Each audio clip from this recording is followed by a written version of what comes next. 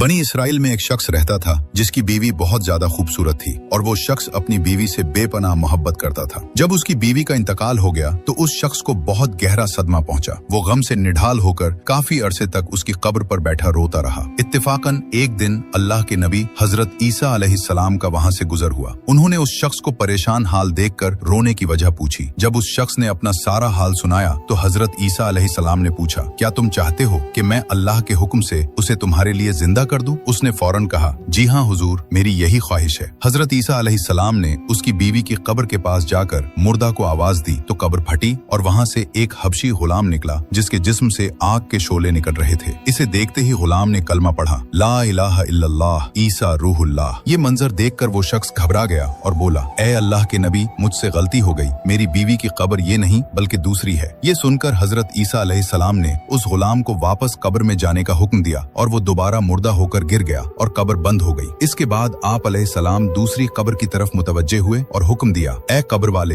अल्लाह के हुक्म से जिंदा हो जा। कब्र फटी और उसमें से एक औरत अपने सर से मिट्टी झाड़ती हुई बाहर आ गई। उसे देखते ही इसराइली खुशी से बोला, ए रूहुल्लाह, यही मेरी बीवी है। हजरत ईसा अलैहिस्सलाम की इजाजत से वो शख्स अपनी बीवी को साथ लेकर घर की तरफ चल पड़ा। रास्ते में चूंकि वो शख्स कई दिनों से जागा हुआ था, उसे नींद आने लगी। उसने बीवी से कहा, तुम्हारी जुदाई के गम और रातों को जागने की वजह से मैं थक गया हूँ, मैं कुछ देर आराम करना चाहता हूँ। बीवी ने कहा, ठीक है, आप आराम कर लें। वो शख्स अपनी बीवी की गोद में सर रखकर सो गया। इतने में वहाँ से एक शहजादे का गुजर हुआ जो घोड़े पर सवार था और बहुत हसीन और जमील था। उस औरत की नजर जैसे ही शहजादे पर पड़ी, वो फौरन उस पर आशिक हो गई। शैतान ने उसे बहका दिया। उसने अपने शौहर का सर आहिस्ता से जमीन पर रखा और शहजादे के सामने जा खड़ी हुई। शहजादा भी उसके हुस्न को देखकर उस पर फिदा हो गया और औरत की ख्वाहिश पर उसे अपने घोड़े पर बिठा कर ले गया। जब शौहर की आंख खुली और उसने बीवी को वहाँ न पाया तो वो बहुत परेशान हुआ। वो उसके कदमों के निशान तलाश करता हुआ वहाँ पहुँच गया जहाँ शहजादा और वो औरत मौजूद थे। उस शख्स ने शहजादे से कहा, ये मेरी बीवी है, इसे मेरे हवाले कर दो। शहजादे के बोलने से पहले ही वो औरत बोल पड़ी, मैं उसकी बीवी नहीं हूँ, बल्कि मैं तो शहजादे की लौंडी हूँ। शहजादे ने इसराइली शख्स से कहा, क्या तुम मेरी लौंडी को छीनना चाहते हो? उस शख्स ने कहा, खुदा की कसम, ये मेरी बीवी है जिसे हजरत ईसा अलैहिस्सलाम ने मेरे लिए जिंदा किया है। अभी ये बहस चल ही रही थी कि हजरत ईसा अलैहिस्सलाम वहाँ तशरीफ ले आए। इसराइली ने फरियाद की, ए रूहुल्लाह, क्या ये वही औरत नहीं जिसे आपने मेरे लिए जिंदा किया था? हजरत ईसा अलैहिस्सलाम ने फरमाया,